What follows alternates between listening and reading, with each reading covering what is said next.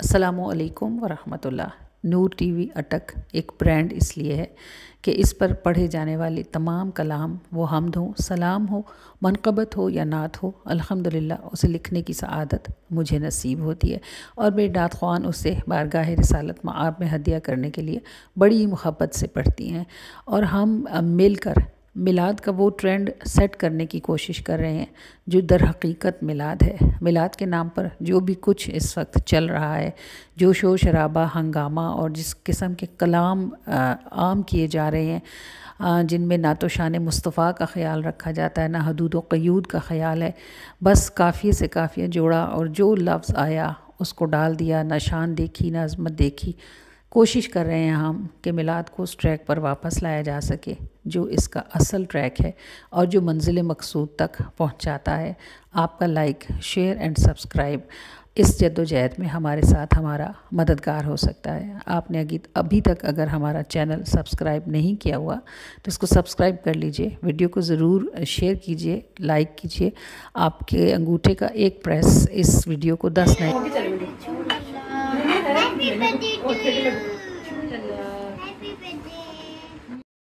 Comments में रसूलुल्लाह सल्लल्लाहु अलैहि वसल्लम पर दरूद पाक लिखा कीजिए। जब तक दरूद लिखा रहता है फ़रिश्ते आपके लिए मग़फ़िरत की दुआ करते रहते हैं। अल्लाह ताला आपके चेहरे रोशन रखे और इस सफ़र में अल्लाह ताला आपको हमारा साथी बनाए। सिर्फ आगे बढ़ना तेरी थपकी होगी जिसको वो भी चल सकेगा डट के। अल्लाह का रास्ता मुश्किल क्यों है? क्योंकि अल्लाह की तरफ जाने वाला रास्ता बुलंदी का रास्ता है और शैतान की तरफ जाने वाला रास्ता पस्ती का रास्ता है। और आपको मालूम है कि अगर हमें पहाड़ पे चढ़ना हो तो पहाड़ पर चढ़ना बहुत मुश्किल होता है, और अगर हमें पहाड़ से उतरना हो तो हम जोर भी नहीं लगाते बल्कि अपने आप को रोकते रहते हैं कि थोड़े आहिस्ता हो जाए, लेकिन हमारी स्पीड इतनी तेज होती है। तो ये अल्लाह करीम की तरफ जाने वाला रास्ता मुश्किल रास्ता है। बस अल्लाह ताला जिसको थपकी देता है वही इस रास्ते पर मुस्तकिल चल सकता है। कि है जहां में सबसे मुश्किल तेरी सिमत आगे बढ़ना, तेरी थपकी होगी जिसको वही चल सकेगा डट के, और तेरी नजर जिस पे जाए इसे बेपरों उड़ाए, बेखतर वहां से गुजरे जहां अकल जाके ठटके, और मिटे सब ही आरज़ुएं जमे बस तेरा तसव्वुर, मिटे सब ही आरज़ुएं जमे बस तेरा तसव्वुर, न नसीब हो वो लम्हा कि चलूं मैं तुझसे हटके, तुझे छोड़कर तवज्जो किसी और में ना अटके, हो ख्याल जिस तरफ भी ये नजर कभी न भटके। और इस हमद को आपका सुभान अल्लाह में करके आमीन चाहिए, आमीन चाहिए, ये दुआ है। और अल्लाह करीम हम सबके हक से अल्लाह पाक इस दुआ की कबूलियत का शर्फ अता फरमाए। जी रसूलुल्लाह सल्लल्लाहु अलैहि वसल्लम की रहमत वाली ज़ात पर ये सलातो-सलाम जब मैं पढ़ूंगी आपने इसको मेरे पीछे मोहब्बत से दोहराना है, और ये नात शरीफ जिसका हर बंद ही दुआ है और आपने हर एक पर आमीन कहना है। अल्लाह करीम किसी का आमीन कबूल करे और किसी के लिए आसानी फरमाए। कि नहीं बार बार फ़कत एक बार मुझे चेहरा पाक की दीद हो, नहीं बार बार फ़कत एक बार मुझे चेहरा पाक की दीद हो, जरा मुस्कुरा के जो देख ले मेरे आका मेरी भी ईद हो। नहीं बार बार फ़कत एक बार मुझे चेहरा पाक की दीद हो, जरा मुस्कुरा के जो देख ले मेरे आका मेरी भी ईद हो।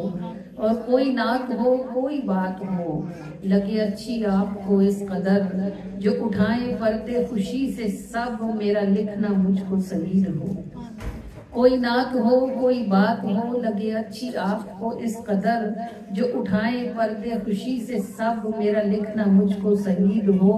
कहाँ नक्श जमता है आपका ना ही अक्स बनता है आपका, कहाँ नक्श जमता है आपका ना ही अक्स बनता है आपका, कभी आंख को जो ये जाम दे तो न प्यास इसको मजीद हो, जरा मुस्कुरा के जो देख लें मेरे आका मेरी भी ईद हो।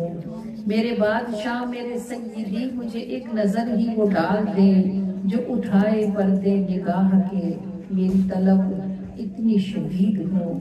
मेरे बादशाह मेरे सय्यदी मुझे एक नजर ही वो डाल दे, जो उठाए पर्दे निगाह के, मेरी तलब इतनी शदीद हो, नहीं बार बार फकत एक बार मुझे चेहरा पाक की दीद हो, जरा मुस्कुरा के जो देख ले मेरे आका मेरी भी ईद हो।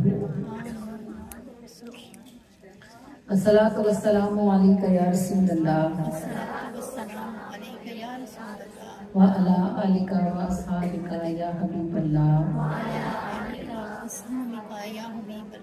अस्सलातु वस्सलामु अलैका या नबी अल्लाह व अला आलिका व अस्हाबिका या नूर अल्लाह व सल्लल्लाहु तआला अलैहि व आलिहि वसल्लम। फिदा करूँ या रसूल अल्लाह, फिदा करूँ या रसूल अल्लाह सल्लल्लाहु अलैहि व आलिहि वसल्लम। औज़ु बिल्लाहि मिनश शैतानिर रजीम। मैं अल्लाह की पनाह मांगती हूँ शैतान मरदूद लईन के शर से। बिस्मिल्लाहिर रहमानिर रहीम। शुरू अल्लाह के नाम के साथ कि ना कोई उससे बढ़कर मेहरबान है और ना ही उससे ज्यादा रहम करने वाला है। युसब्बिहु लिल्लाहि मा फिस समावाति व मा फिल अर्द। अल्लाह की पाकी बयान करता है वो सब कुछ जो आसमानों में है और वो सब कुछ जो जमीनों में है। लहुल मुल्कु व लहुल हम्दु व हुवा अला कुल्ली शैइन क़दीर। उसी की हमद है, उसी की बादशाही है, बल्कि उसकी बादशाही ऐसी बेऐब है कि उसकी बादशाही में रहने वाले बस उसकी हम भी करते रहते हैं और बेशक वो हर शय पर खूब अच्छी तरह कुदरत रखने वाला है।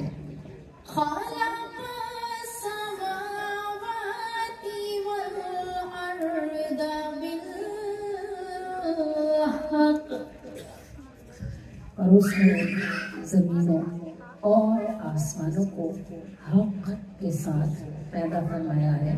और हक के साथ पैदा करने का मतलब ये है कि उसने ज़मीनों और आसमानों में जितनी भी चीज़ें बनाई हैं और उन्हें जहाँ भी पैदा किया है उससे ज़्यादा बेहतरीन जगह पर उनको पैदा नहीं किया जा सकता।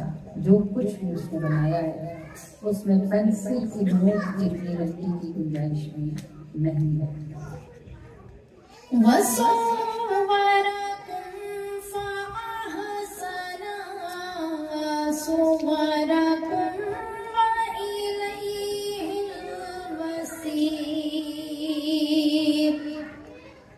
जिसे जमीन और आसमान बनाने में गलती नहीं हुई उससे तुम्हारी चेहरे बनाने में गलती कैसे हो सकती है।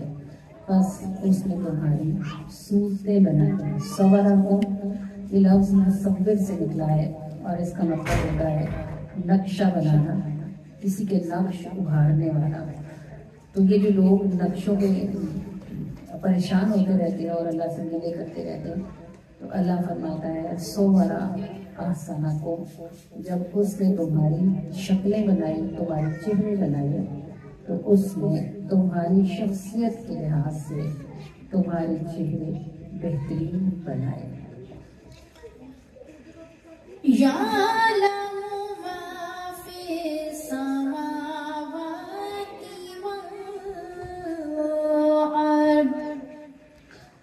और चूँकि वो बनाने वाला है ज़मीनों और आसमानों का और हक के साथ इनको पैदा करने वाला है, तो वही जानता है जो कुछ आसमानों में है और जो कुछ ज़मीनों में है।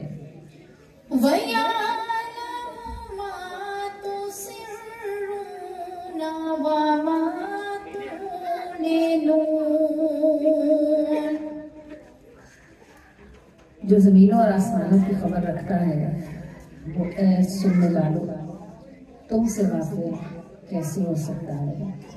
कुछ भी ऐसा नहीं है जो तुम अल्लाह से छुपा लो और जिसकी अल्लाह को खबर ना हो। सब वो जानता है हर उस शय को जिसको तुम जाहिर करते हो और जिसको तुम छुपाते हो।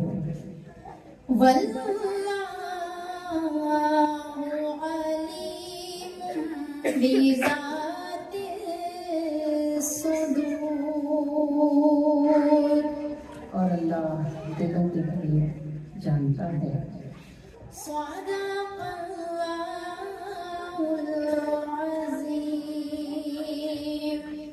सच फरमाया है अल्लाह ने जिसकी जात बुलंद वाला है।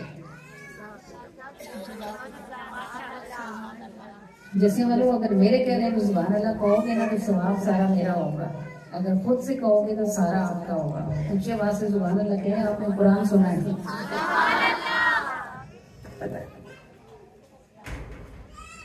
भाई ये बच्चे जिनके भी हैं माजरत के साथ, आपकी फैमिली के भी होंगे, लेकिन इनको साथ बिठाएं और इस कमरे में से निकालें। यहाँ रिकॉर्डिंग हो रही, मियाँ और बीवी झगड़े होते हैं। ये कोई फकीर हो तो वहाँ भी होते हैं और कोई बादशाह होता है वहाँ भी होते हैं। ये रिश्ता ऐसा है कि इसमें खामोशी हो ही नहीं सकती।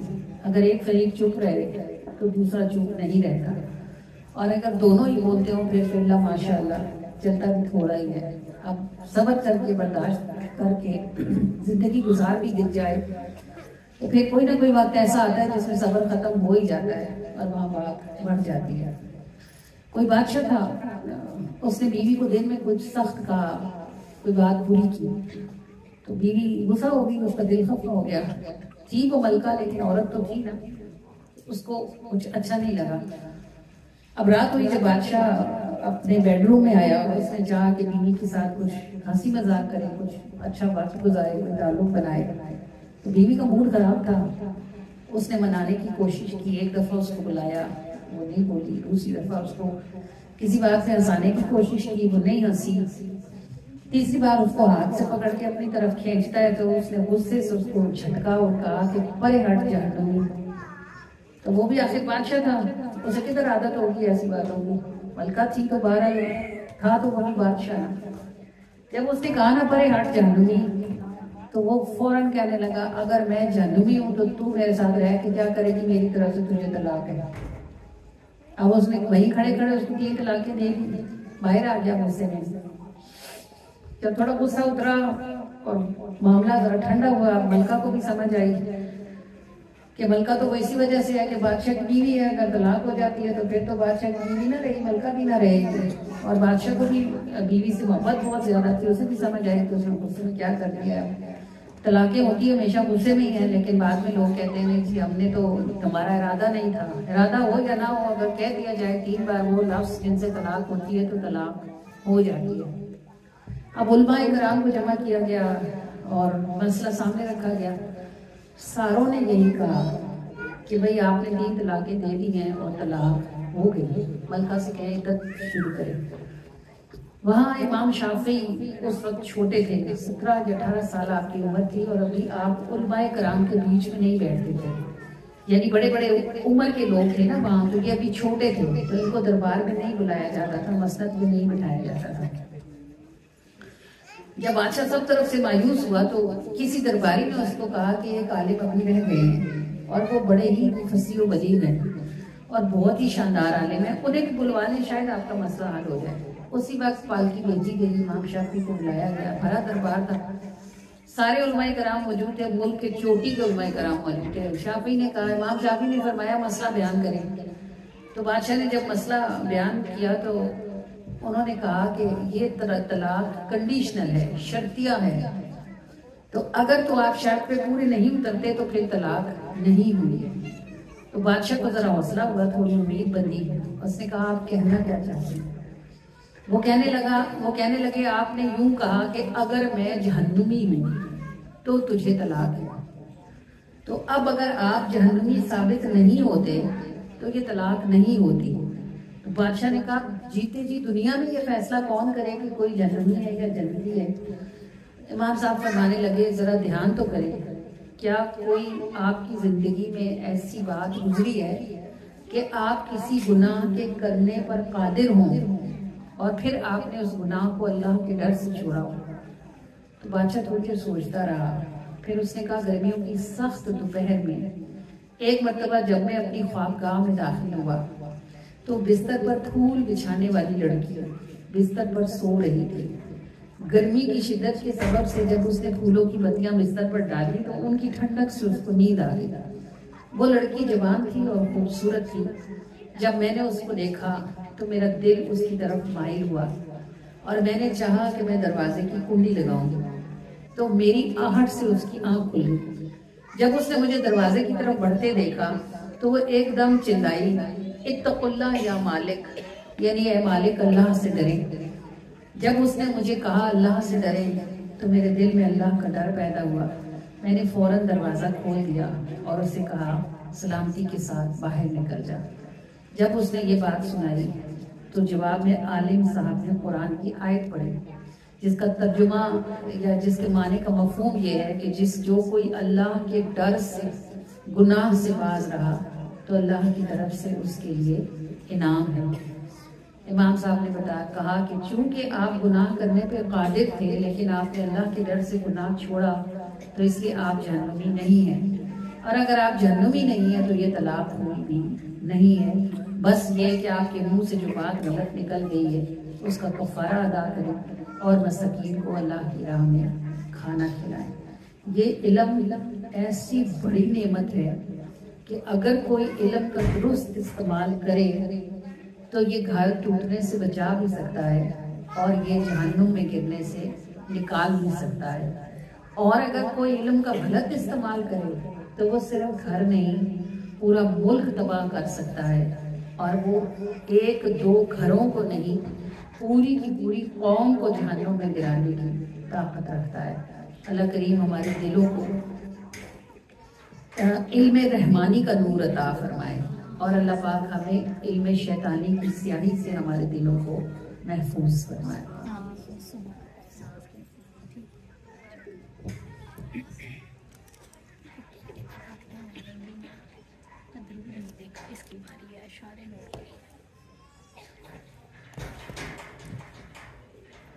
मेरे मौला मेरे मौला मेरे मौला मेरे मौला मेरे मौला मेरे मौला मेरे मौला मेरे मौला मेरे मौला मेरे मौला मेरे मौला मेरे मौला मेरे मौला मेरे मौला मेरे मौला मेरे मौला। देखो भाई, आप लोगों के लिए, आप जैसे वालों के लिए, लोग शर्फा वालों के लिए खास तौर से हम ऐसा कलाम चुनते हैं पढ़ने के लिए जिसको आप साथ पढ़ सको। ये हम जिक्र है और मेरे मौला कहना कोई मुश्किल बात भी नहीं है। तो ये इसको आवाज के साथ पढ़ो। यकीन करो कि सुनने का उतना मजा नहीं आता जितना मजा पढ़ने का होता है, और ये आप बहुत आराम से पढ़ सकते हैं। इसलिए ये हम भी और इसके बाद जो नात आएगी जितनी आप पढ़ सकते हो जरूर पढ़ने की कोशिश करो और आवाज के साथ पढ़ो। ये जिक्र है, इसको मिल के करो। मेरे मौला मेरे मौला मेरे मौला मेरे मौला मेरे मौला मेरे मौला मेरे मौला मेरे मौला मेरे मौला मेरे मौला मेरे मौला मेरे मौला मेरे मौला मेरे मौला मेरे मौला मेरे मौला। मुझे खुद में संभाले बाकी सब से हटा ले, मैंने दिल दरवाजा बस तेरे लिए खोला। मुझे खुद में संभाले बाकी सब से हटा ले, मैंने दिल दरवाजा बस तेरे लिए खोला। मैंने दिल दरवाजा बस तेरे लिए खोला। मैंने दिल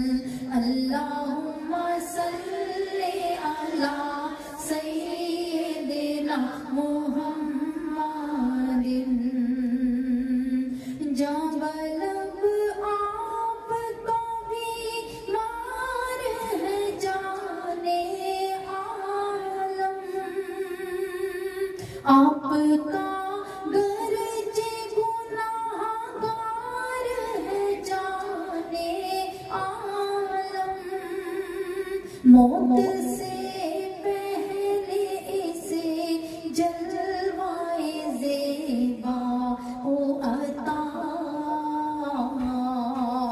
मौत से पहले इसे जलवाए ज़ेबा हो अता,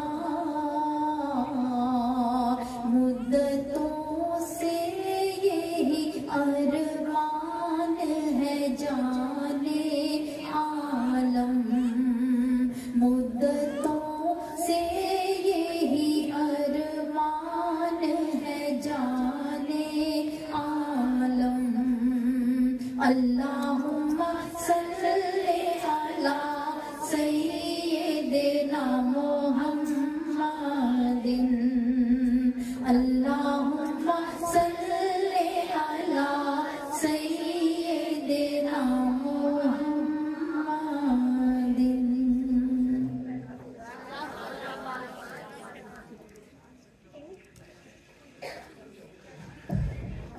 अब्दुल्ला ताहिर जब खरासान के गवर्नर थे, ये उस वक्त की बात है जब मुसलमानों की सल्तनत बड़ी बस्ती थी और दूर दूर तक फैली हुई थी। ये जब खरासान के गवर्नर थे तो इनके ज़माने में डाकुओं ने कुछ शोरिश की और लोगों को परेशान करना शुरू किया।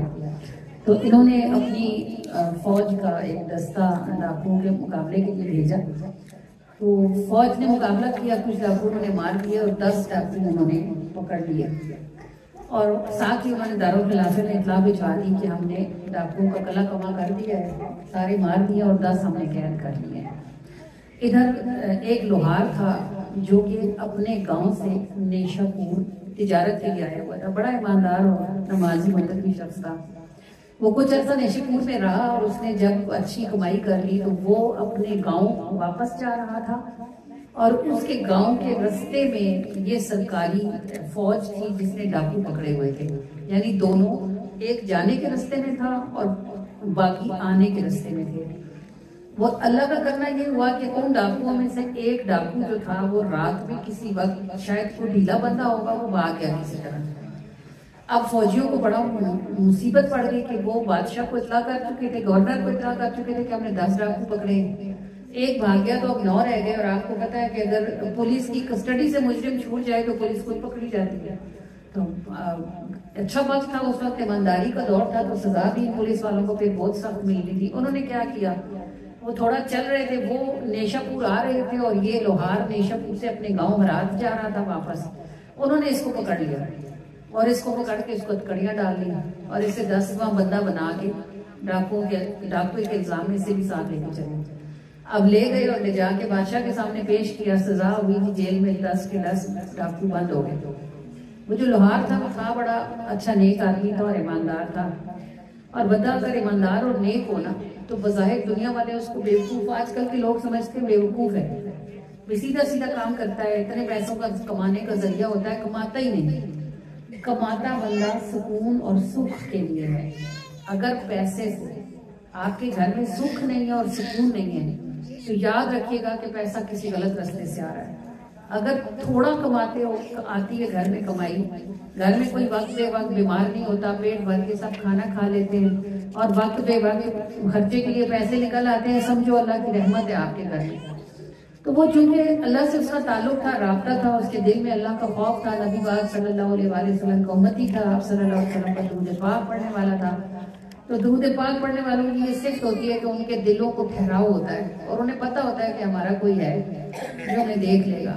शाम से रात हो गई, अब उसने क्या किया, समझ तो से आ गई कि यहाँ से निकलने का कोई रास्ता है नहीं, बस अब फंसा तो फंसा, या तो फांसी होगी और या फिर 14 साल कैद होगी। तो उसने क्या किया, उठा, उसने वुजू किया और नफलों को खड़ा हो गया। हर 2 नफलों के बाद वो बैठ जाता, दुरूद पाक पढ़ता, दुआ करता और इल्तिजाएं करता अल्लाह की बारगाह में, अल्लाह के रसूल की बारगाह में कि यहाँ मेरी कोई सुनने वाला नहीं है और आप जानते हैं कि मैं बेकसूर हूँ। उधर खरासान में अब्दुल्ला ताहिर जो गवर्नर थे, उन्होंने ख्वाब में देखा कि 4 बड़े सेहतमंद नौजवान हैं, वो आए और उन्होंने उसके तख्त के चारों पाए उठाए और उसको उलटने लगे। जैसी वो उलटने लगे तो इनकी फौरन आंख खुल गई। आंख खुली तो उन्होंने ला हौला वला कुव्वत पूरी पढ़ी और फिर दूसरी तरफ करवट करके सो गए कि मेरा वहम होगा। फिर जरा देर हुई आंख लगे हुए, फिर यही ख्वाब देखा कि 4 नौजवान हैं जो तख्त के पाए उठाकर उसे उलटने को खड़े हैं। अब की दफा उठ के बैठ गए, पता नहीं मैंने दोबारा क्यों देखा है। फिर जरा सी झटकी आई तो तीसरी बार फिर यही देखा, और जब चौथी बार देखा तो नंगे पांव अपने महल से बाहर निकल आए, बग्गी निकलवाई और पहुंचे सीधे जेल खाने, और जेलर को बुलाया और उससे पूछा कि क्या कोई बेगुनाह कैदी को नहीं कैद किया हुआ। तो जेलर ने कहा, हुजूर ये तो मुझे नहीं पता कि कोई कसूर है कि बेगुनाह है कि बेगुनाह है। हाँ, मगर एक कैदी है जिसको सारी रात होने को आई, वो नफिल पढ़ता है, फिर रोता है, फिर दुआ करता है, फिर नफिल पढ़ता है, फिर रोता है, फिर दुआ करता है। अब्दुल्ला ताहिर ने कहा उसे मेरे पास पेश करो। उसको लेके आया गया। अब्दुल्ला ताहिर ने उसका नाम पूछा, उसका पीछे घर का पता पूछा, कासिद भेजे, पता करवाया तो पता चला कि वो बेगुनाह है, वो तो लोहार है और इस तरह वापस जा रहा था।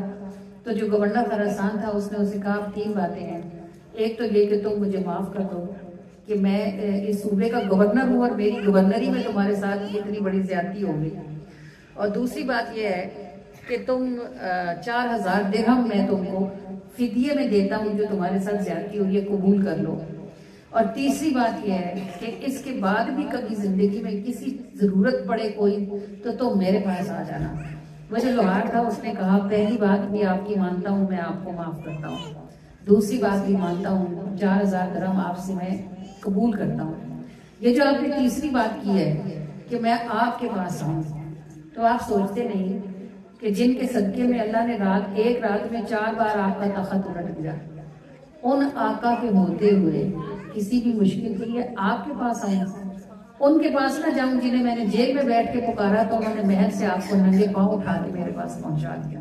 क्योंकि अल्लाह के महबूब सल्लल्लाहु अलैहि वसल्लम है कि जो उनके साथ नाता जोड़ लेता है फिर वो दुनिया और आखिरत में कहीं भी तन्हा और रुस्वा नहीं किया जाता।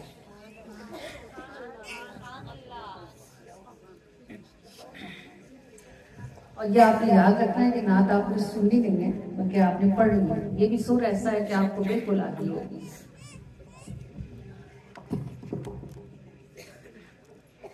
दूर रहे या पास रहे वो, दूर रहे या पास रहे वो, साथ हमेशा रहते हैं, साथ हमेशा रहते हैं। जैसे धड़कन और दिल है वो, दिल अंदर यूं रहते हैं, दिल अंदर यूं रहते हैं। दूर रहे या पास रहे वो, दूर रहे या पास रहे वो, साथ हमेशा रहते हैं, साथ हमेशा रहते हैं। जैसे धड़कन और दिल है वो, दिल अंदर यूं रहते हैं, दिल अंदर यूं रहते हैं। दूर रहे या पास रहे वो, हर मोमिन नूर नबी का है, हर मोमिन से रिश्ता इनका, मोमिन से रिश्ता इनका। हर मोमिन नूर नबी का है, हर मोमिन से रिश्ता इनका, मोमिन से रिश्ता इनका। ये बात नहीं क्या जानता तू, ये बात नहीं क्या जानता तू, वो मोमिन मिन्नी कहते हैं, वो मोमिन मिन्नी कहते हैं। जैसे धड़कन और दिल है वो, दिल अंदर दिल अंदर यूं रहते हैं। दूर रहे या पास रहे वो, दूर रहे या पास रहे वो, साथ हमेशा रहते हैं, साथ हमेशा रहते हैं।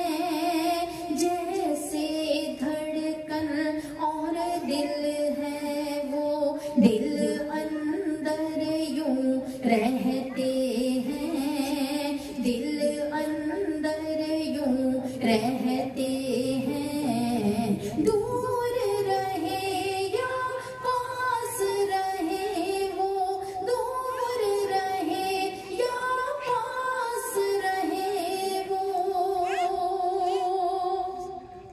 जब इन्हें दिल से याद करे आंसू फौरन आ जाते हैं, आंसू फौरन आ जाते हैं। जब इन्हें दिल से याद करे आंसू फौरन आ जाते हैं, आंसू फौरन आ जाते हैं। ये दरिया रवायों रहते हैं, ये दरिया रवायों रहते हैं कि इनकी तरफ से बहते हैं, हाँ इनकी तरफ से बहते हैं।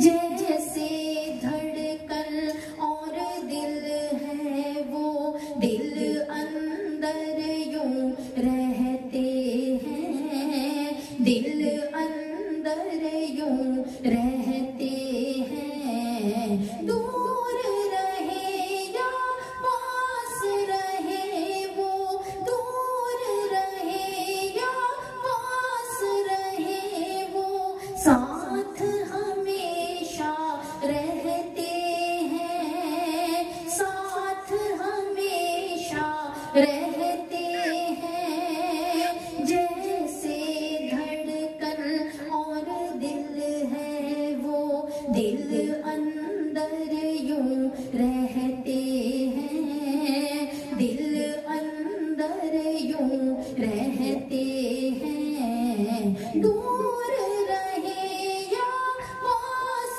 रहे वो, दूर रहे या पास रहे वो।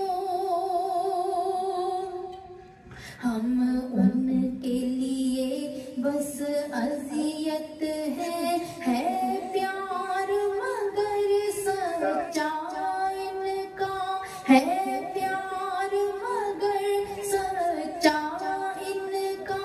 हम इनके लिए बस अज़ियत है प्यार मगर सच्चा इनका, है प्यार मगर सच्चा इनका। नहीं हाथ उठाते वो हमसे, नहीं हाथ उठाते वो हमसे। हर रोज ये अज़ियत सहते हैं, हर रोज ये अज़ियत सहते हैं।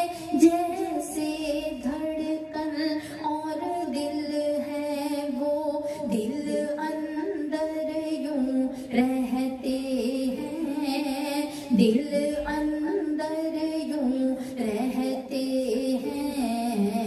दूर रहे या पास रहे वो, दूर रहे या पास रहे वो, साथ हमेशा रहते हैं, साथ हमेशा रहते हैं। जैसे धड़कन और दिल है वो, दिल अंदर यूं रहते हैं, दिल अंदर यूं रहते हैं।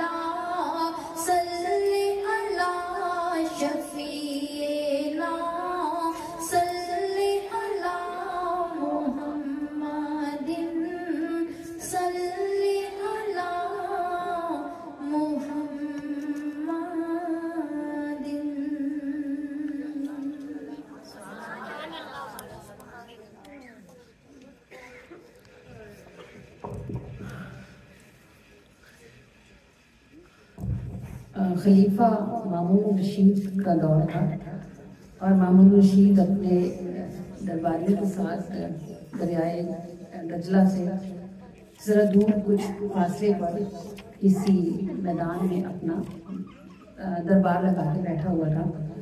आसपास सारे दरबारियों की कुर्सियों के बीच में मामून रशीद का तख्त था। तो एक गंवार आगे बढ़ा, किसी देहात से आया था और उसके पास एक छोटा सा मशकीज़ा था। उसने मामून रशीद के आगे वो मशकीज़ा रखा और कहने लगा, हुजूर नहायत ही ठंडा और मीठा पानी मेरे गांव में होता है, आपके लिए बड़ी दूर से मशक करके लाया हूँ। उस जमाने में क्योंकि फ्रिज नहीं होते थे तो पानी ठंडा करने के लिए बर्फ इस्तेमाल होती थी और मीठा पानी जो जमीन से कुदरती मीठा पानी निकलता था, चश्मों का जैसे पानी कभी कभी बहुत मीठा भी होता है, तो उस तरह के पानी को मीठा पानी बोला जाता था। उसने कहा नहायत ही ठंडा और नहायत ही मीठा पानी आपके लिए अपने गांव से लेकर आया हूँ। बादशाह ने अपने जोबदार को हुक्म दिया, उसने कटोरे में उसका लाया हुआ पानी बादशाह को पेश किया। वो पानी ना तो ठंडा था और ना ही मीठा, बल्कि नहायत बदबूदार और कड़वा पानी था। बादशाह क्योंकि प्याला होठों को लगा चुका था, उसने उस पानी को पिया और कहने लगा, भाई वाह, किस कदर जबरदस्त पानी है जो तुम हमारे लिए लेकर आए। ऐसा करो कि ये पानी इधर हमारे बर्तन में डाल दो और जाओ अपनी मुश्क खजांची के पास जाकर अशरफियों से करो और फौरन अपने गांव वापस चले जाओ। वो बड़ा खुश हुआ, भागा गया खजांची के पास, बादशाह को हुक्मनामा दिखाया, अशरफियों से अपनी मशक करी और वापस गाँव पर निकल गया। जब वो दरबार से निकला तो जो करीबी मामून रशीद के साथी थे, जो वजीर थे, उन्होंने कहा, हुजूर पानी नहायत बदबूदार और सख्त कड़वा है। आपने न सिर्फ ये कि पानी पिया बल्कि इसकी तारीफ भी की, बल्कि उसको इनाम भी दिया। मामून रशीद ने कहा, जब मैंने उसके पानी को प्याले में डालकर एक घूंट लिया तो वो वाकई बड़ा बदबूदार और कड़वा पानी था, लेकिन वो इतनी दूर से मेरे लिए वो पानी उठा के लाया था तो मेरा जी न चाहा कि मैं उसके मुंह पर यूं कहूँ कि ये पानी बदबूदार और कड़वा है कि वो बड़े दरबार में शर्मिंदा होता और उसका दिल टूट जाता।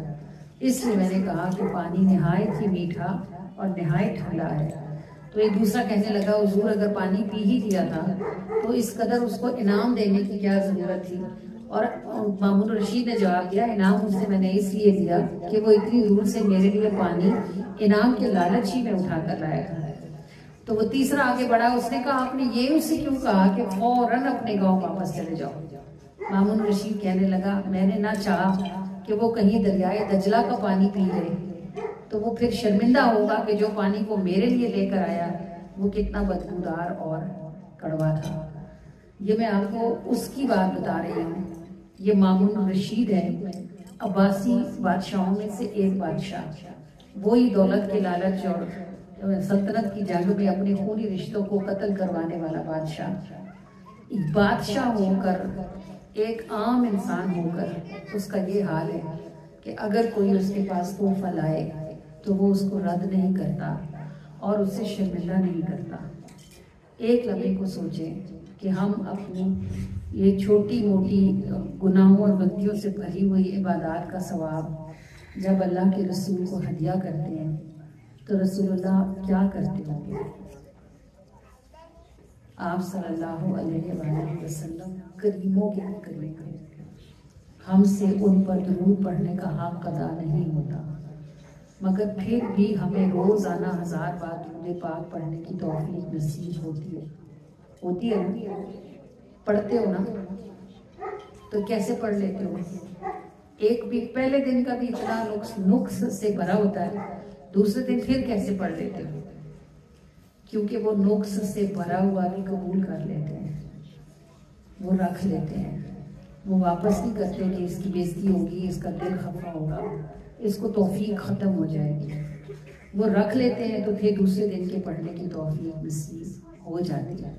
अगर मामून रशीद जैसा बादशाह अपनी रियाया को मायूस नहीं करता तो याद रखो रसूलुल्लाह जैसे करीम अपने उम्मती को कभी तन्हा और रुस्वा फरमा ही नहीं सकते।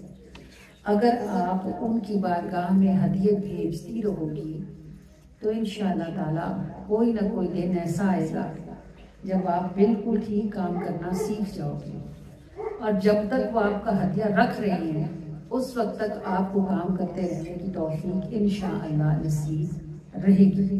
बस इतनी बात समझ लेना कि वो अपने दरवाजे से किसी को नहीं हटाते। लोग खुद अगर उनका दरवाजा छोड़ जाए तो पीछे बुलाने कोई नहीं जाता। हमें उन्हें हमारी मोहताजी नहीं, हमें उनकी जरूरत है। तो प्यासा हमेशा खुद कुएं के पास जाता है, कुआं चल के प्यासे की तरफ नहीं आता। अगर आपको मदीने जाना है और बार बार जाना है तो आपको रसूलुल्लाह की निगाह में आना है। और अगर आपको रसूलुल्लाह की निगाह में आना है तो आपको वहाँ ताल्लुक बनाना है, और ताल्लुक बनाने के लिए आपको रोज दुरूद पाक पहुँचाना है। आप पर अल्लाह का करम है, आप ऐसे इलाके में रहते हो जहाँ हर रोज दुरूद पाक की महफिल होती है, और आपकी खुशनसीबी है कि आप रोज रसूलुल्लाह की निगाह से गुजरते हो। ये पहचान काम आएगी। मुझे कभी कभी मुझे पता चलता है कि औरतें खुद नहीं आती, छोटी बच्चियों को भेज देती हैं, तो वो 1.5-2 घंटे जिसमें छोटी बच्चियां उस महफिल में बैठती हैं और बड़ी ख़वातीन घर में वल्लाह आलम क्या कर रही होती हैं, वो नहीं जानती कि उस 1.5-2 घंटे में उनकी गैर हाजिरी कहाँ लगती है। और अल्लाह करीम कभी किसी को तौफीक न दे कि हुजूर देखते हैं और उसकी गैर हाजिरी लगी। अल्लाह पाक उस बारगाह में हमेशा प्रेजेंट रहने की तौफीक अता फरमाए, और ये बात हमें समझने की तौफीक अता फरमाए। देखो, किसी की कोई जगह नहीं है, ना किसी की कोई औकात है, ना किसी को कोई मुंह है। शान सिर्फ रसूलुल्लाह की है, और आज जो अपनी शान को रसूलुल्लाह की शान पे कुर्बान करेगा, कल शान उसी को मिलेगी।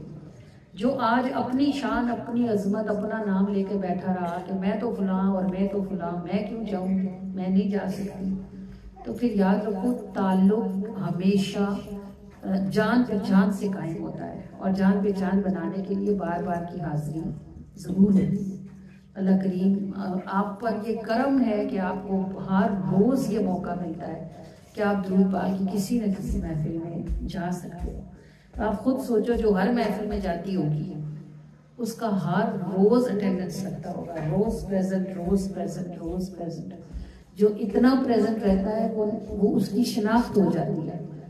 जिसकी शिनाख्त हो जाती है उसका काम बन जाता है। एक लम्हे के लिए सोचो, भला मैदान महशर हो, जिससे तो बहुत छोटा गाँव है, पूरा पाकिस्तान हो, और पूरा पाकिस्तान भी बहुत छोटा है, पूरी कायनात होगी, सिर्फ दुनिया नहीं होगी, जमीन आसमान वाले सारे होंगे, और हर बंदा अब कहता होगा बस मेरी किसी तरह जान छूटे। एक लम्हे के लिए सोचो कि अगर उस नफ्सा नफ्सी के आलम में जब सारों के दिल खौफ से धड़कते होंगे कि पता नहीं हमारे लिए क्या कहा जाएगा, उस वक्त अगर रसूलुल्लाह आपके करीब से गुजरते हुए आपको कहे, नाम आपका लेकर कहे, तुम ही हो, तुम जो रोज आना मुझे दूध भेजती थी, यहाँ क्या करती हो, चलो आओ मेरे साथ औरे कौसर पे जाएं, तो आपकी क्या शान होगी। आप ऐसे खड़े होंगे जैसे आपके पाँव को स्प्रिंग लग गई, और आप चारों तरफ ऐसे देखेंगे फख्र से जैसे कोई कितना अजीम ताज आपके सर को लगा, और ताज तो लगेगा, जिसको हुजूर पहचाने के मैदान महशर में उसको उससे बड़ा ताज तो कोई होगा ही नहीं। और जिससे हौज़े कौसर का जाम मिल गया, इसका मतलब है उसे आसानी का परवाना मिल गया, आगे उसके लिए सब आसान हो जाएगा। तो अल्लाह करीम आपको नसीब करे, आप वक्तों वाले लोग हो, आपके रास्ते सीधे और साफ खुले हुए हैं। अल्लाह ताला आपको चलते रहने की तौफीक और हिम्मत अता फरमाए, और अल्लाह पाक वो चेहरे रोशन रखे जिन्होंने आपके लिए ये रास्ते बना दिए हैं। असल काम रास्ता बनाना ही होता है, चलना फिर इतना मुश्किल नहीं होता, राह बनाना मुश्किल होता है। अल्लाह पाक उन चेहरों को सलामत रखे जिन्होंने आपके लिए रास्ते बना दिए हुए हैं। अल्लाह करीम उन घरों को सलामत रखे जिन घरों में रसूलुल्लाह के जिक्र की महफिल होती है, और अल्लाह करीम वो सब चेहरे रोशन करवाए जो इन महफिलों में कसरत से जाते और अपने महबूब सल्लल्लाहु अलैहि वसल्लम पर दुरूद पाक पहुंचाते हैं। आज तो यहाँ बैठकर आप मेरी बात सुनकर कुछ मानोगे, कुछ नहीं मानोगे, लेकिन अल्लाह पाक फरमाता है जो तुम्हें दूर दिखता है वो हमें बड़ा करीब है। तो जब वो करीब हो जाएगा उस वक्त आंखों से देख कर जब मानोगे, उस वक्त मानने का फायदा नहीं होगा। आज मानो ताकि आज के मानने से आपको कल का कोई और नफा भी नसीब हो सके।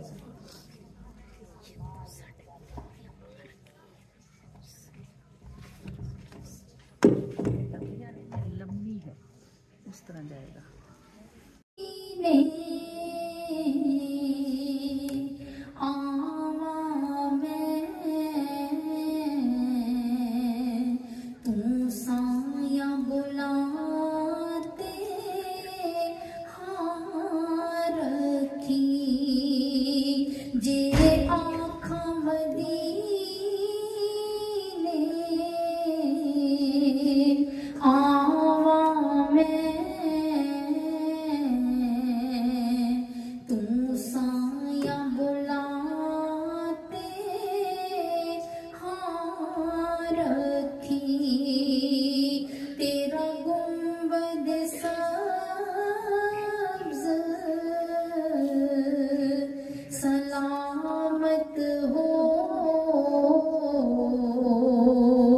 साढ़े सिर ते सोहणिया छां रखी, तेरा गुंबद सब्ज़ सलामत हो। साढ़े सिर ते सोहणिया छां रखी, साढ़े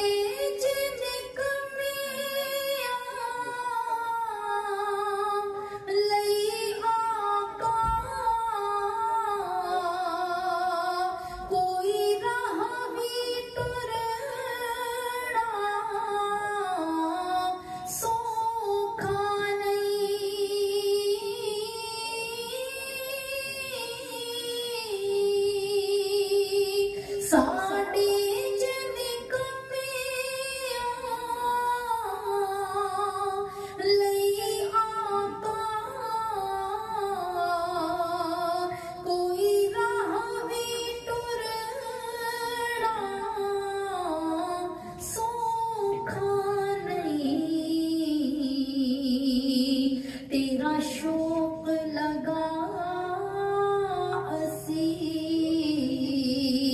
टुर पया,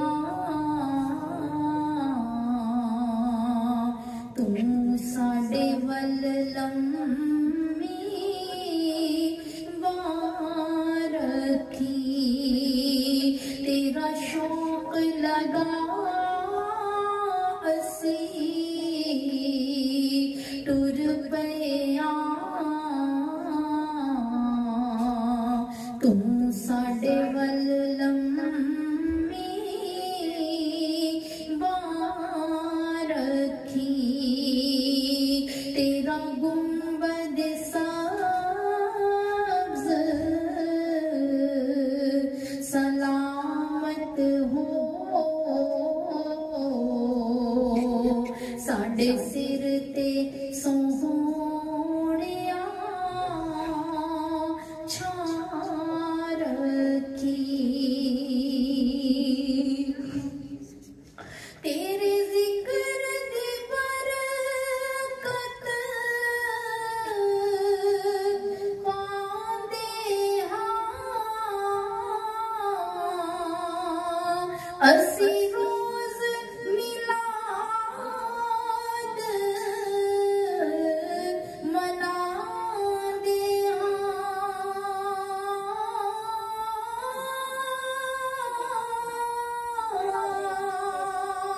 तेरे जिक्र दी बरकत पांदे हां असी रोज मिलाद मनांदे हां, ऐथे भी तेरियां रहमतां ने, ओथे भी सोहणिया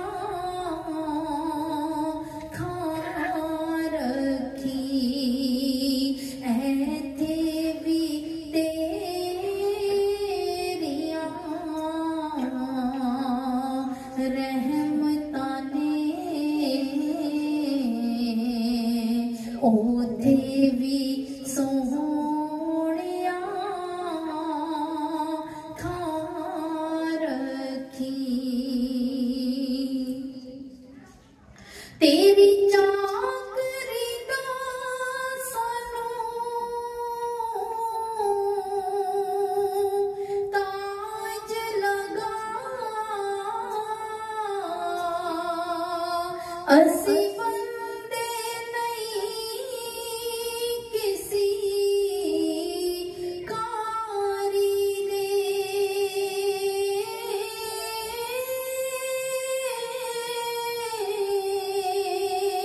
तेरी चाकरी दा सानू ताज लगा असी बंदे नहीं किसी कारी दे होए कमी कोताही माफ करी साडे वल कोई खफगी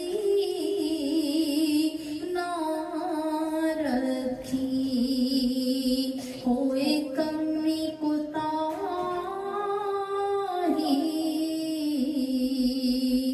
माफ करी साडे वल कोई खफगी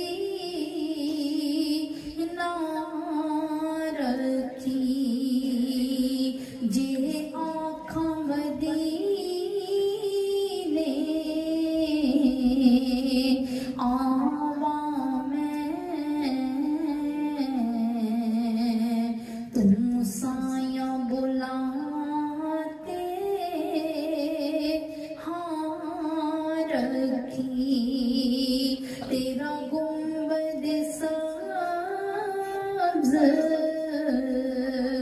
सलामत हो साडे सिर ते सोहणिया छां रखी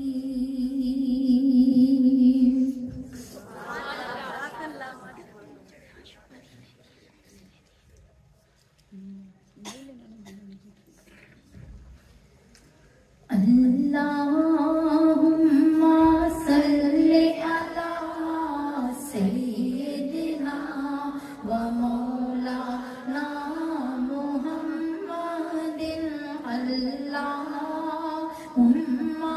सल्ली अला सय्यिदिना व मौलाना मुहम्मदिन व अला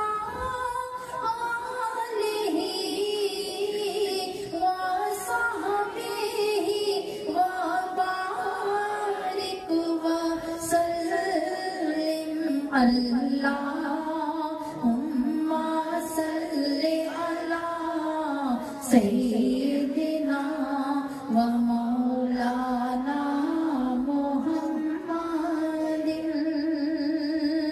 खाली दिसदे ने हाथ जेड़े इन्हां विच जन्नत दी कुंजी खाली दिसदे ने हाथ जेड़े इन्हां विच जन्नत दी कुंजी जिन्नू आका इशारा फरमासन जिन्नू आका इशारा फरमासन होना दा फिर हिसाब किथे अल्लाहुम्मा सल्ली अला सय्यिदिना व मौलाना मुहम्मदिन अल्लाहुम्मा सल्ली अला सय्यिदिना व मौलाना मुहम्मदिन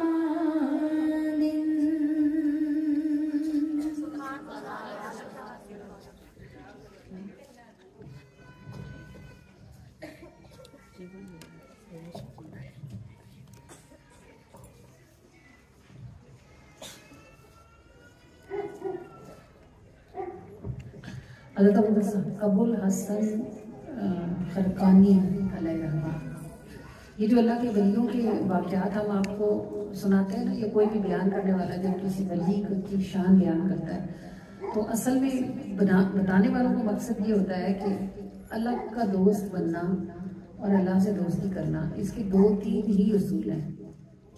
यानी इस दरवाजे तक पहुंचने के 2 या 3 रास्ते हैं। आप एक भी रास्ता पकड़ लेना तो अल्लाह ताला से आपकी दोस्ती हो जाती है। अल्लाह से दोस्ती करने के लिए उम्र की, डिग्रियों की, ख़ानदान की, हसब नसब की कोई कैद भी नहीं है। सिर्फ 1-2 बातें हैं जिनको बंदा पक्का पकड़ ले तो अल्लाह के साथ उसकी दोस्ती हो जाती है। उसमें सबसे बड़ी बात यह है कि हाथ कार वर दिल यार वर, भाई अपने दिल को अल्लाह के सिवा होने से पाक रखिए। आप जैसे हम यहाँ बाबू वाले काम करते हैं और ये जो हक बाबू वाले हैं इनके पास एक तस्वीर है जिसमें वो अल्लाह दिल बना हुआ है और उसके ऊपर अल्लाह लिखा हुआ है और उसको ये कहते हैं कि इसम अल्लाह का तसव्वुर करें, इसमें अल्लाह इसमें ज़ात है और इसका तसव्वुर बनाएं कि आपके दिल के ऊपर ये एक नक्श है। तो ये क्या असल में क्या तालीम देते हैं कि दिल को अल्लाह की ज़ात के सिवा से पाक करें, मतलब ख्याल अल्लाह के सिवा किसी का ना आए।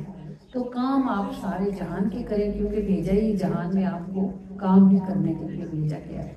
तो जब बंदे को ये बात समझ आ जाती है कि उसने दिल अल्लाह की तरफ रखना है तो बस उसकी दोस्ती अल्लाह के साथ हो जाती है। इसको देखो इरम, ये तो मुंह था कि इसको ना समझ आती है ना को डर लगता है। हिबान हिबान कहाँ जा रहे हैं? इधर आओ। उसको पीछे निकालने का रास्ता वो समझ नहीं आ रही। चलो वो अच्छा फूफो के पास जाओ ना, फिर इधर आओ। ऊपर कैसे चढ़ोगे आप?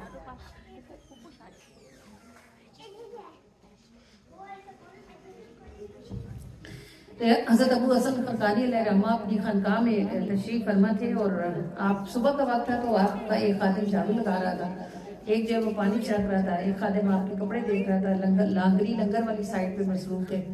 तो एक जो खादिम था उसको आपने फरमाया कि हमारे सर में खारिश हो रही है तो हमारे सर में कंघी फेरो, बारी कंघी फेरो, शायद कोई जू ना कहीं से चढ़ गई।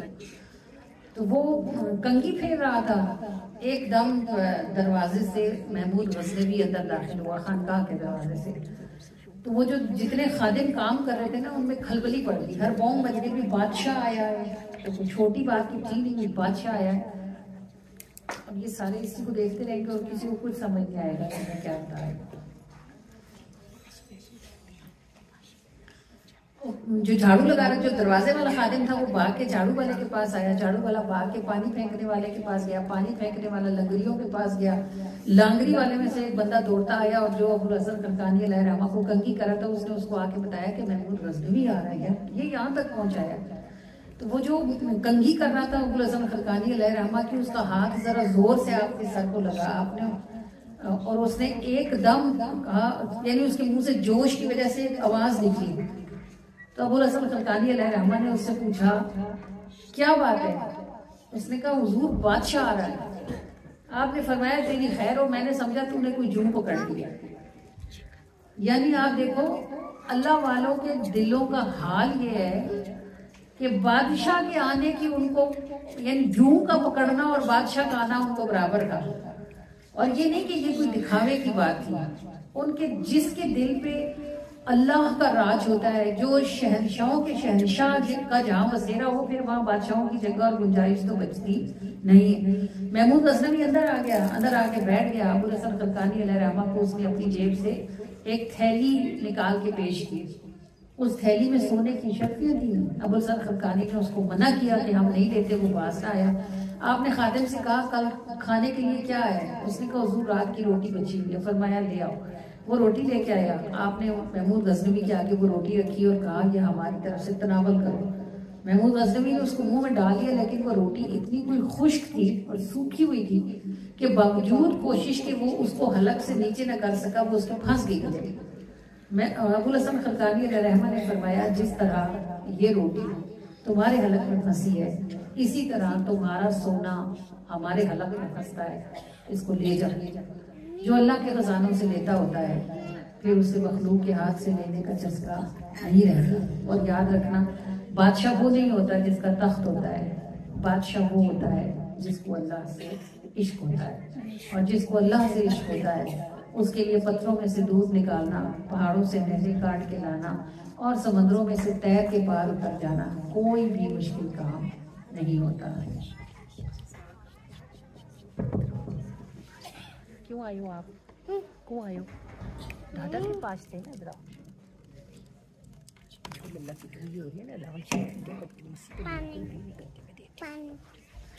चिड़े इश्क समंदर डूब गए, ओही पार लगे ने खैरी नाल। नहीं आशिकानू मुश्किल कोई, उन्ना लई टुट जांदे सारे जाल। जिड़े इश्क समंदर डूब गए, ओही पार लगे ने खैरी नाल। नहीं आशिकानू मुश्किल कोई, उन्ना लई टुट जांदे सारे जाल। जेड़े इश्क समंदर डूब गए, ओही पार लगे ने खैरी नाल। नहीं आशिकानू मुश्किल कोई, उन्ना लई टुट जांदे सारे जाल। इस इश्क दा जोर निराला है, पत्थरां च दूध निकाला है। ऐ इश्क मजाजी दा कम है, फिर सुचियां दा की होंदा हाल। इस इश्क दा जोर निराला है, पत्थरां च दूध निकाला है। ऐ इश्क मजाजी दा कम है, फिर सुचियां दा की होंदा हाल। ऐ इश्क मजाजी दा कम है, फिर सुचियां दा की होंदा हाल। नहीं आशिकानू मुश्किल कोई, उन्ना लई टुट जांदे सारे जाल। कोई सूली चुम चुम पांदा है, कोई घर सारा कटवांदा है। जद इश्क किसे नू तक लैंदा, ओदा रंग आ जांदा हिक हिक वार। कोई सूली चुम चुम पांदा है, कोई घर सारा कटवांदा है। जद इश्क किसे नू तक लैंदा, ओदा रंग आ जांदा हिक हिक वार। जद इश्क किसे नू तक लैंदा, ओदा रंग आ जांदा हिक हिक वार। नहीं आशिकानू मुश्किल कोई, उन्ना लई टुट जांदे सारे जाल। ऐ इश्क समंदर पी जांदा, इबाद मरण भी जी जांदा। नहीं जन्नत लेके राजी, महबूब सिवा नहीं होर सवाल। ऐ इश्क समंदर पी जांदा, इबाद मरण भी जी जांदा। नहीं जन्नत लेके राजी, महबूब सिवा नहीं होर सवाल। नहीं जन्नत लेके महबूब सिवा नहीं और सवाल, नहीं आशिकानो मुश्किल कोई, उन्ना नहीं टूट जाते सारे जाल, नहीं आशिकानो मुश्किल कोई, उन्ना नहीं टूट जाते सारे जाल।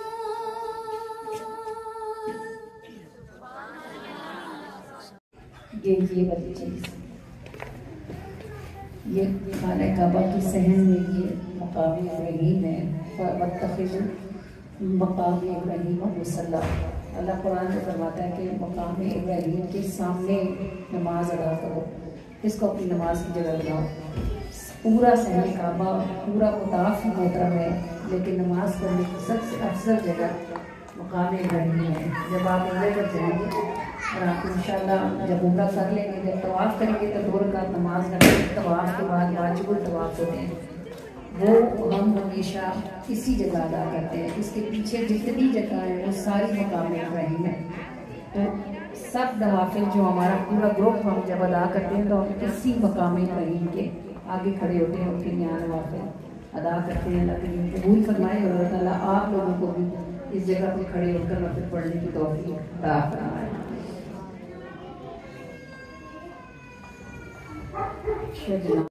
एक सुभान उसके लिए हो जाना चाहिए। पड़ा हुआ मौजूद है और अल्लाह वो है 1,18,25,000 पड़ा हुआ मौजूद है और पहला पड़े हुए मौजूद है। और या रहीम या करीम है, या ज़ाहिर या बातिन है, या लतीफ़ या अल्लाह। और ये सारे सिले मिलाकर हमारे पास 2,36,50,000 मरतबा पड़े हुए मौजूद है। अल्हम्दुलिल्लाह। और ये दूसरी बात में क्या है, ये चीज़ें और अता फरमाने की शान भी अल्लाह ने उनको अता फरमा रखी। जी दुआ के लिए हाथ उठाएं। और अब ये बात मैं आपको फिर कह रही हूँ कि दुआ के दौरान खुद भी अल्लाह ताला से बात किया करें, अल्लाह से अपनी अर्जियाँ खुद भी डाला करें। औज़ु बिल्लाहि मिनश शैतानिर रजीम, बिस्मिल्लाहिर्रहमानिर रहीम, अल्हम्दुलिल्लाहि रब्बिल आलमीन, अर्रहमानिर रहीम, मालिकि यौमिद्दीन, इय्याका नअबुदु व इय्याका नस्तईन, इहदिनस सिरातल मुस्तक़ीम, सिरातल लज़ीना अनअमता अलैहिम, गैरिल मग़दूबि अलैहिम वलद्दोल्लीन, आमीन।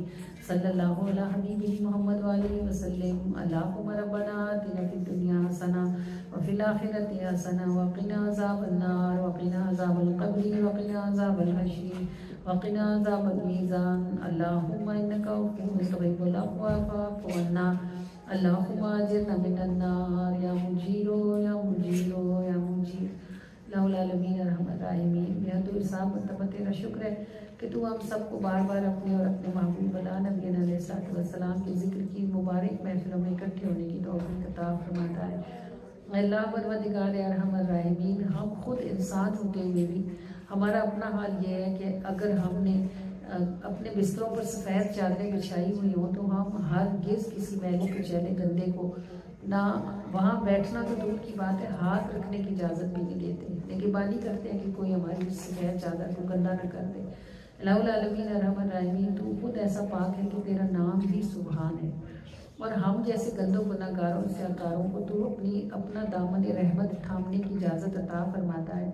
और हम जैसे निकम्मों को तू अपने महबूब का मेहमान बनाकर बुलाता है, बिठाता है। हमारे परवरदिगार, कुछ मिलता है या नहीं मिलता, तेरी इस रहमत के सदक़े ना जाए कि हमें ये इजाज़त मिल जाती है कि हम बार बार आ जाएं और तेरे महबूब नबी अलैहिस्सलाम का दामन रहमत थाम कर मचल जाए और आप सल्लल्लाहु अलैहि वसल्लम की शान वाले वसीले से तेरी बारगाह में अपनी अर्जियाँ पेश करते रहें।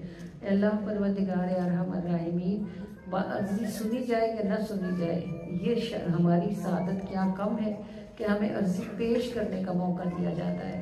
अल्लाहुल आलमीन अरहमर राहिमीन, जब कोई साइल अपना सवाल बयान करता है तो जिसके सामने बयान करता है वो सुनता भी है और देखता भी है। हमारे परवरदिगार अरहमर राहिमीन, जब हम तेरी बारगाह में अपनी अर्जियाँ डाल रहे होते हैं तो अल्लाह तेरी रहमत हमारी तरफ मुतवज्जो तो ज़रूर ही होती होगी।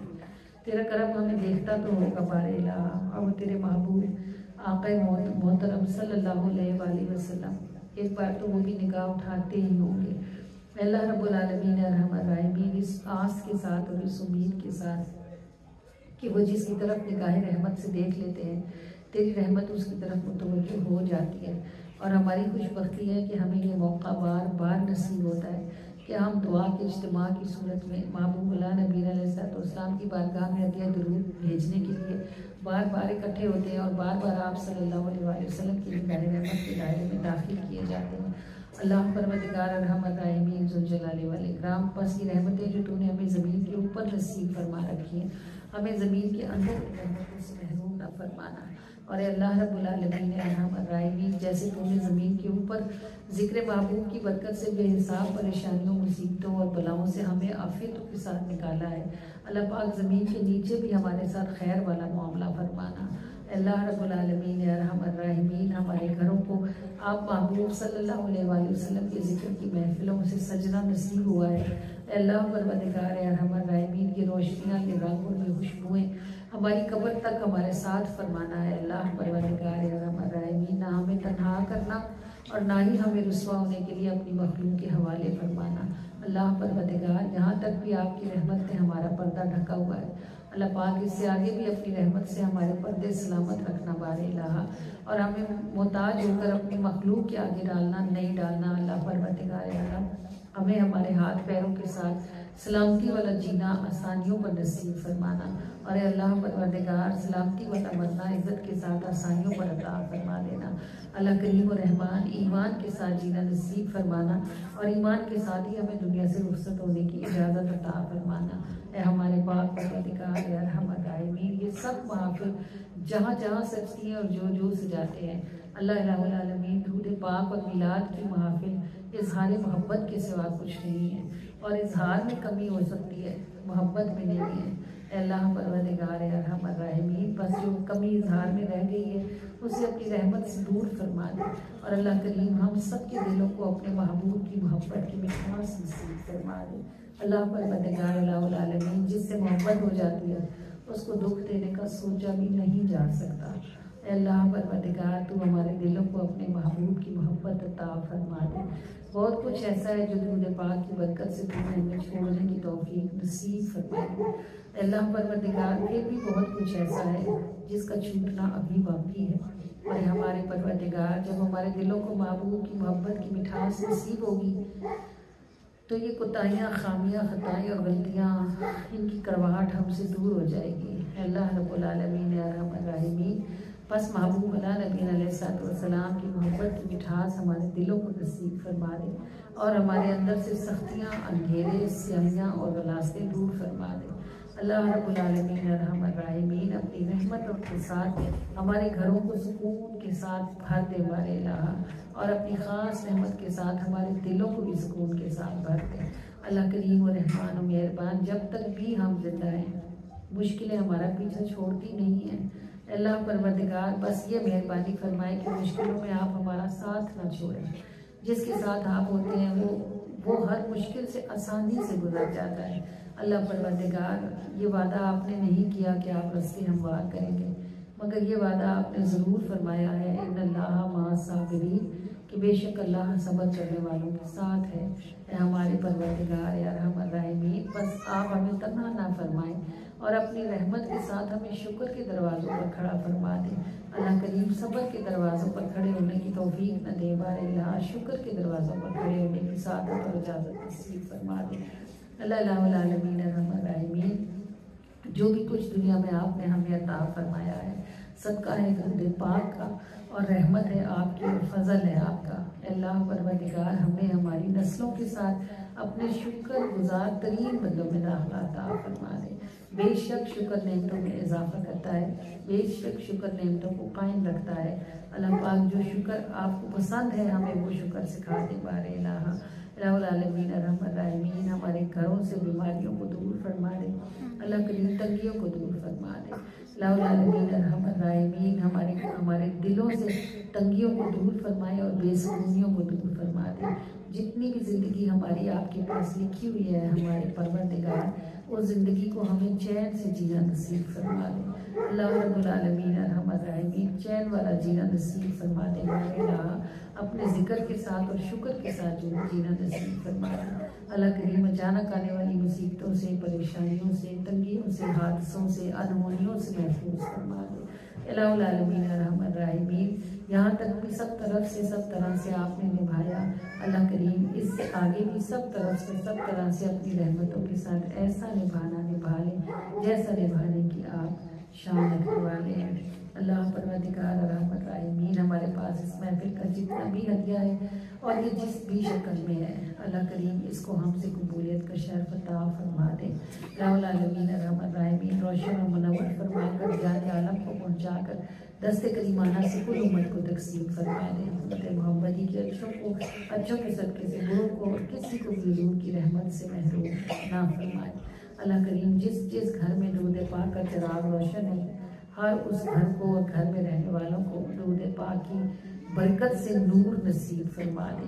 दिलों से स्याहियाँ, तंगियाँ, सख्तियाँ दूर फरमा दे और दूध पाक की बरकत से हमारे दिलों के चिराग रोशन फरमा दे और हमें इसकी रोशनी की सहार अता फरमा दे।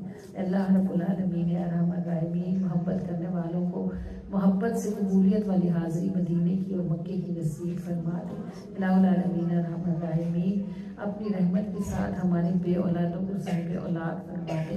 इलाहुल आलमीन रहमत रहीम साले औलाद तंदुरुस्ती वाली और लंबी ज़िंदगी वाली अता फरमा दे। अल्लाह पाक जो साहिब औलाद हैं उनकी औलादों को उनके लिए सदका जारिया होने की, ठंडक होने की तौफीक अता फरमा दे। अल्लाह रब्बुल आलमीन रहमत रहीम बेशुमार लोगों की दुआएं हमारे पास अमानत हैं। सब कहने वालों की सारी दुआओं को अपनी बारगाह में कबूलियत का शर्फ अता फरमा दे। और जिस किसी ने जब भी कभी हमें जिस भी दुआ के लिए कहा है, अल्लाह पाक उस पर अपना ख़ास फजल नाज़िल फरमा दे।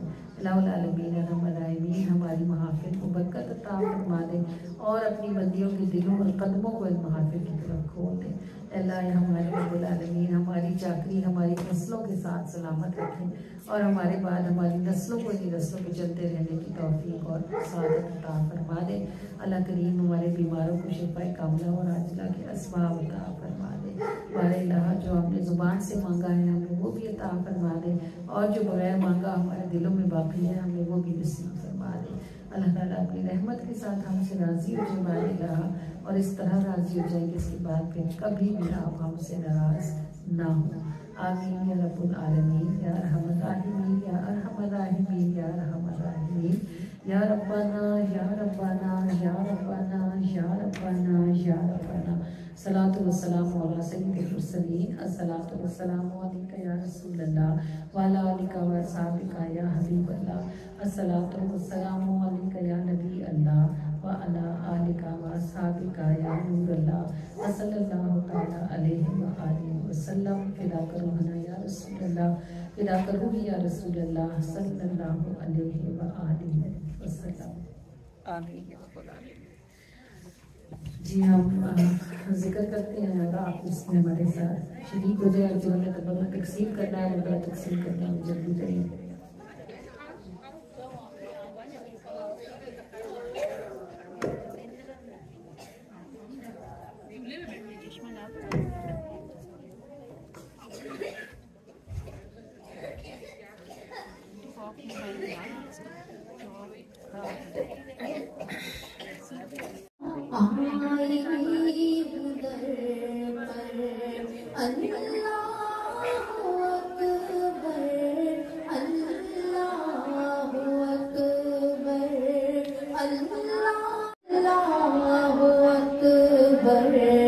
रहमत की चादर दे दे तू सर पर, रहमत की चादर दे दे तू सर पर।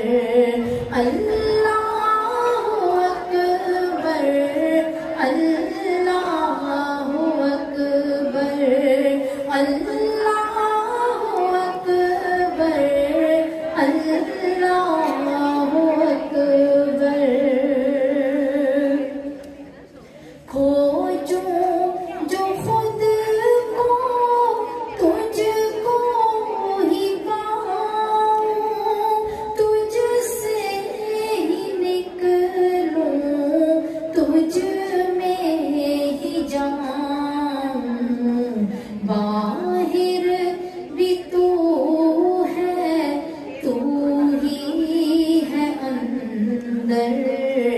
बाहिर भी तू है, तू ही है अंदर। अल्लाहु अकबर, अल्लाहु अकबर, अल्लाहु अकबर, अल्लाहु अकबर। रहमत की चादर दे दे तू सर पर। तू ही है घेरा भेजा भी तूने, तूने ही घेरा। बूंद भी तू है, तू ही समंदर। बूंद भी तू है, तू ही समंदर। अल्लाहु अकबर, अल्लाहु अकबर, अल्लाहु अकबर, अल्लाहु अकबर। तुझसा सखी हो फिर खुद बुलाए, मुझसा कोई आस क्यों ना लगाए। तुझसा सखी हो फिर खुद बुलाए, मुझसा कोई आस क्यों ना लगाए। आया भिखारी कर दे तवक्कुल, आया भिखारी कर दे तवक्कुल। अल्लाहु अकबर, अल्लाहु अकबर, अल्लाहु अकबर, अल्लाहु अकबर। रहमत की चादर दे दे तू सर पर। अल्लाहु अकबर, अल्लाहु अकबर, अल्लाहु अकबर, अल्लाहु अकबर। लिखा है मीठे आका का नाम, प्यारे प्यारे मोहम्मद पे लाखों सलाम। प्यारे प्यारे मोहम्मद पे लाखों सलाम। पारे पारे पारे पारे पारे पारे पे लिखा है मीठे आका का नाम, प्यारे प्यारे मोहम्मद पे लाखों सलाम। प्यारे प्यारे मोहम्मद पे लाखों सलाम। जिनका कोई तुम्हारे अलावा नहीं, आसरा दोनों आलम में प्यारे नबी। जो तुम्हारे ही टुकड़ों पे पलते रहे, वो यहाँ से उठे तो कहाँ जाएंगे। जो तुम्हारे ही टुकड़ों पे पलते रहे, वो यहाँ से उठे तो कहाँ जाएंगे।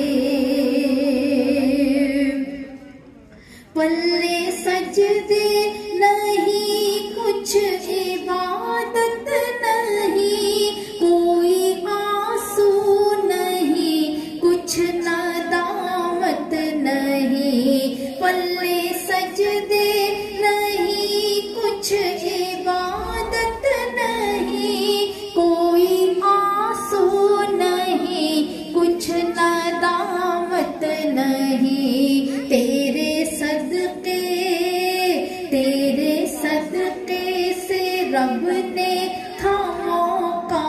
दिया, हमने जो खो दिया अब कहाँ पाएंगे, हमने जो खो दिया अब कहाँ पाएंगे। पारे पारे पारे पारे पारे पारे